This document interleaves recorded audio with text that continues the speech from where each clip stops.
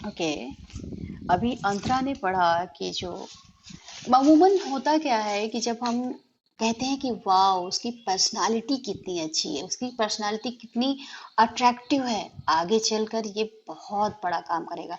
लोग किसी की पर्सनालिटी से ही ये देख लेते हैं कि उसकी पर्सनालिटी देखने में बहुत ही आकर्षक है, वो बहुत बड़ा आगे चलकर काम करेगा, या फिर उसके चेहरे का हाव भाव इतने आकर्षक हैं, या फिर एक होता है दिखने में आकर्षक होना, एक होता है कि अपनी छाप छोड़ना, प्रभावशाली होना, चाहे उसकी वाक्पटुता शैली हो, या फिर उसके बोलने का, या फिर उसके बोलने का तरीका हो, चलने का स्टाइल हो, या फिर उसका मुखमंडल हो, आंखें हो।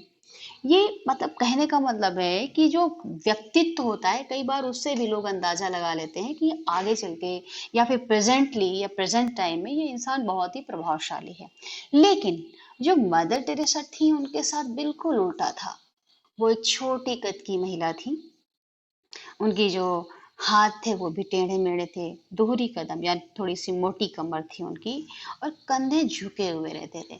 दोनों हाथों से वो हमेशा हर किसी का अभिवादन करती थी, और जब भी वो किसी से बात करती थी, अपने सामने जो भी उनके सामने जो व्यक्ति होता था, या जिस भी व्यक्ति, महिला, बच्चे से वो बात करती थी, उसको वो साक्षात यीशु, जो यीशु भगवान होते हैं, यीशु होते हैं, उनको मानकर वो हमेशा अपने सामने व्यक्ति से बात करती थी कि ये मान लो हम यीशु से बात कर रहे हैं।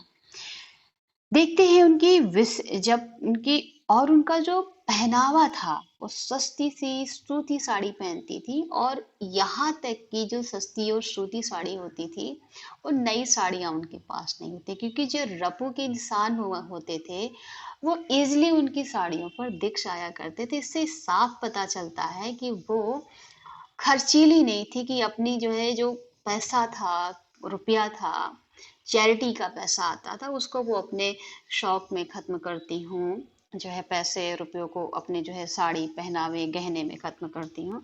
ये इस बात का प्रमाण है कि वो जो सूती जो है कपड़े पहनती, सूती साड़ी पहनती, उसमें रप्पू के निशान दिख जाते थे।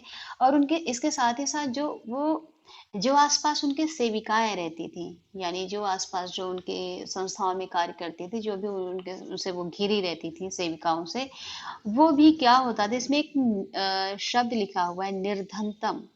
निर्धनतम वो होता है कि होता है निर्धन, निर्धनतर, निर्धनतम, यानी निर्धनता की वो कंडीशन जो कि बहुत ही, एक होता है निर्धन, फिर बहुत ज्यादा निर्धन, फिर उससे भी ज्यादा निर्धन, वैसी कंडीशन वाली महिलाओं से भी वो घिरी हुई रहती थी। ओके, देख लेते हैं इसको हम।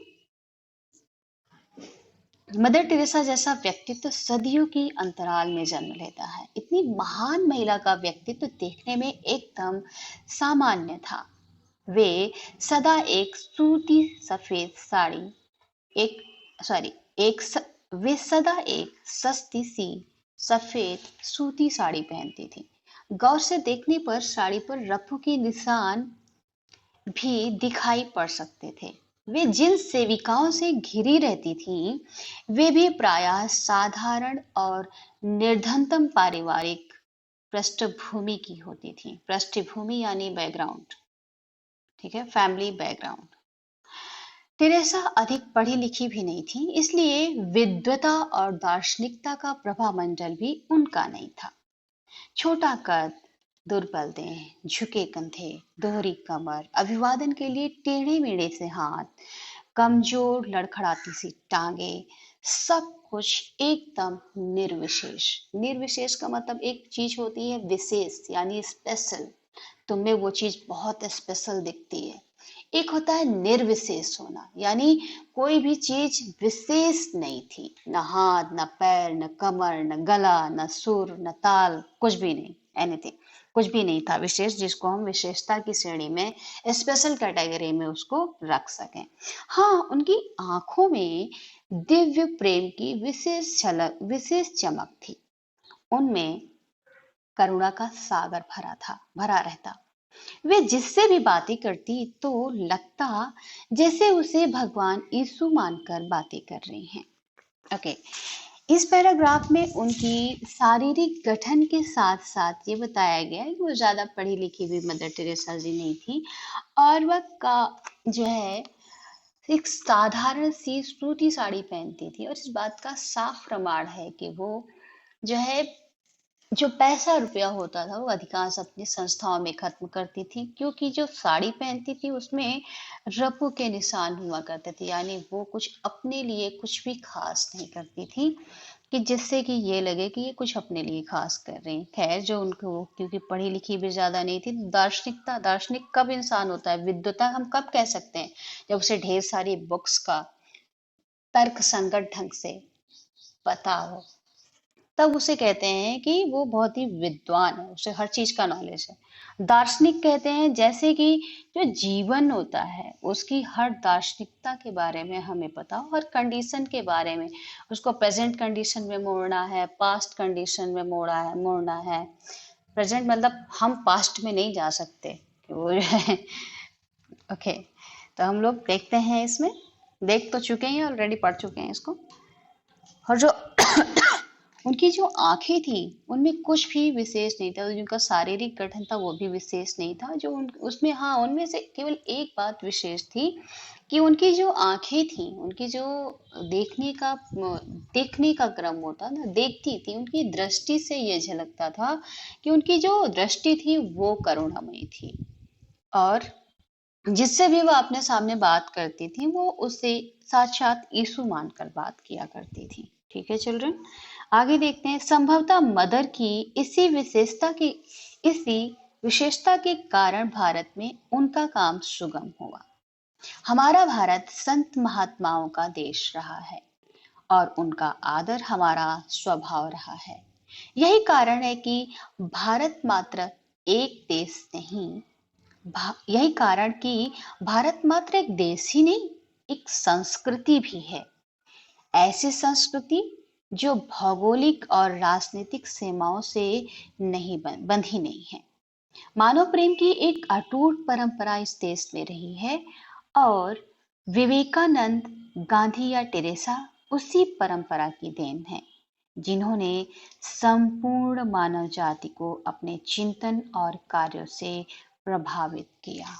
ओके चिल्ड्रन, इसमें यह देख कहा जा रहा है कि जो भारत है, जो उसमें क्या होता है, संत महात्माओं का बहुत ही आदर किया जाता रहा है। चाहे वो निर्गुण धारा के संत रहे हों, सगुण धारा के संत रहे हों। अब कोई पूछेगा कि मैम ये निर्गुण सगुण क्या होता है? एक होते हैं जो भगवान की मूर्ति की पूजा करते हैं, वो होते हैं सगुण। और एक होते हैं कि भगवान को तो मानते हैं लेकिन किसी मूर्ति की पूजा नहीं करते, वो होते हैं निर्गुण। ठीक है, तो हर तरीके के संत महात्मा यहाँ पर रहे हैं, शैव रहे हैं, वैष्णव रहे हैं, हर तरीके शाक्त रहे हैं, हर तरीके के मतलब साधु साध्वी रहे हैं। और यह देश जो है साधु और साध्वियों की बहुत इज्जत करता रहा। इसी कारण जो मदर टेरेसा थी, इनका लोगों ने खुलकर स्वागत किया और इनको माँ का दर्जा दिया। ओके, जो हमारा भारत, फिर भारत देश की विशेषता बताते हुए कहने कि जो हमारा भारत देश है वो ऐसा नहीं है कि वो किसी जाति धर्म संप्रदाय के अंतर्गत बंधा हो, और अपने देश के साथ साथ वह जो अन्य देशों से लोग आते हैं उनका भी खुलकर स्वागत करता है, उनको और उनको अपनी संस्कृति में अडॉप्ट कर लेता है। यही कारण है कि जो हमारी संस्कृति है वो किसी भी सीमा की मोहताज नहीं है या सीमा में बंधी हुई नहीं है। ओके, आगे देखते हैं।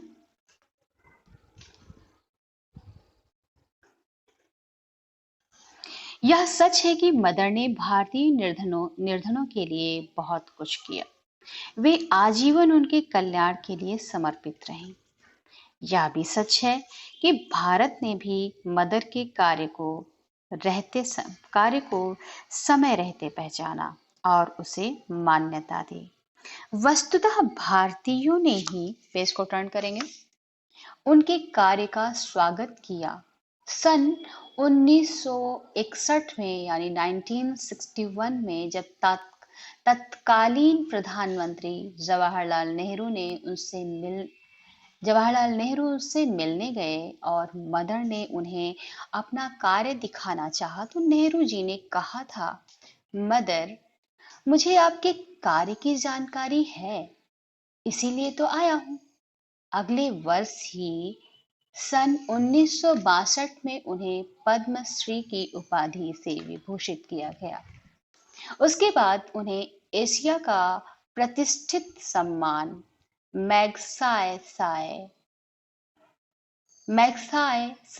प्राप्त हुआ। सन 1979 में उन्हें शांति के लिए नोबेल पुरस्कार प्राप्त हुआ और सन 1980 में देश ने उन्हें भारत रत्न की उपाधि से विभूषित किया। सच तो यह है कि उन्होंने सम्मानों की प्रतिष्ठा बढ़ाई। वे तो महान संत के रूप में सबके हृदय में प्रतिष्ठित हो चुकी थी।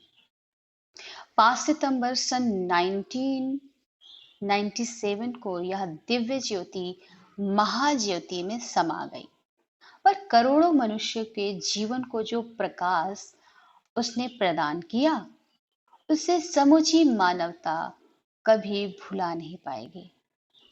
श्रद्धांजलि अर्पित करते हुए भारत के राष्ट्रपति के.आर. नारायणन ने उन्हें दया की देवी की संज्ञा दी और कहा, मदर टेरेसा ने पूरे विश्व में देश और सद्भाव फैलाया तथा वे बीमार, जरूरतमंद और गरीब से गरीब लोगों की मददगार बनी।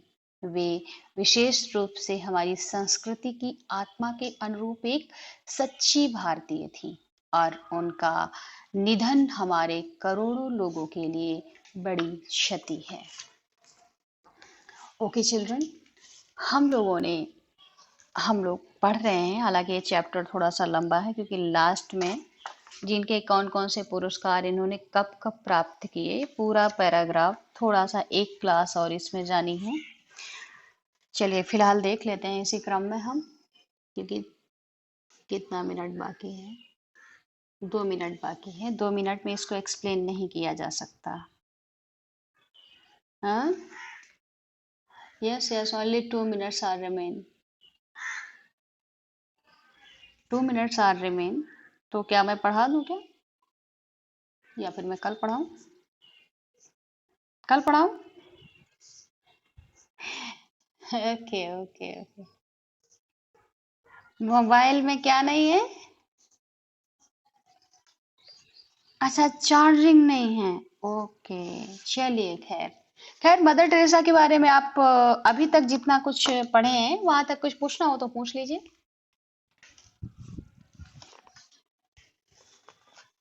अच्छा, मैं पूछ रही हूँ आप सबसे, इनका बचपन का, इनका नाम क्या, वास्तविक नाम मदर टेरेसा जी का क्या था?